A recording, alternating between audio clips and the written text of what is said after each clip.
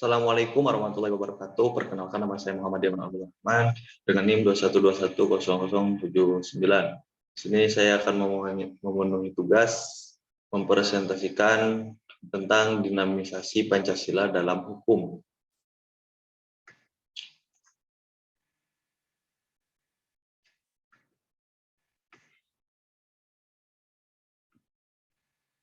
Hukum sebagai instrumen penting dalam kehidupan bernegara tentu juga berdasarkan Pancasila dan nilai-nilai yang terkandung di dalamnya. Hal ini ditegaskan dalam hukum bahwa Pancasila adalah sumber tertib hukum atau yang dikenal dengan istilah sumber segala sumber hukum. Menurut KBBI atau Kamus Besar Bahasa Indonesia, dinamis adalah penuh semangat dan tenaga sehingga cepat bergerak dan mudah menyesuaikan diri dengan keadaan sebagainya mengandung dinamika. Dinamisasi Pancasila dalam hukum.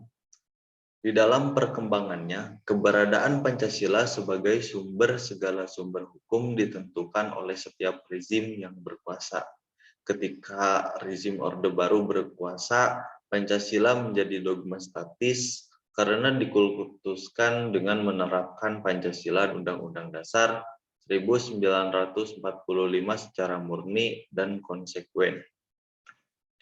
Pada masa reformasi, dibuatlah Undang-Undang Nomor 10 Tahun 2004 tentang pembentukan peraturan perundang-undangan guna mempertegas kembali kedudukan Pancasila sebagai sumber segala sumber hukum.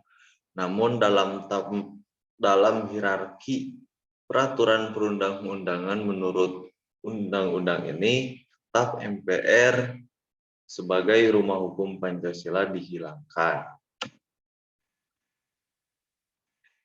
Tiga hal yang menjadi tergerusnya Pancasila sebagai sumber segala sumber hukum sejak reformasi hingga saat ini. Yang pertama, resistensi terhadap Orde Baru. Melaksanakan Pancasila dan Undang-Undang Dasar 1945 secara murni dan konsekuen dengan menjalankan praktik otoriterisme.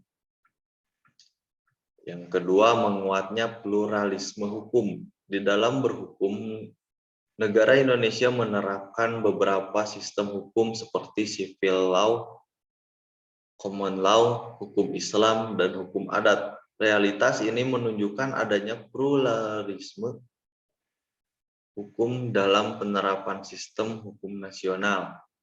Yang ketiga, Pancasila sebagai simbolis hukum.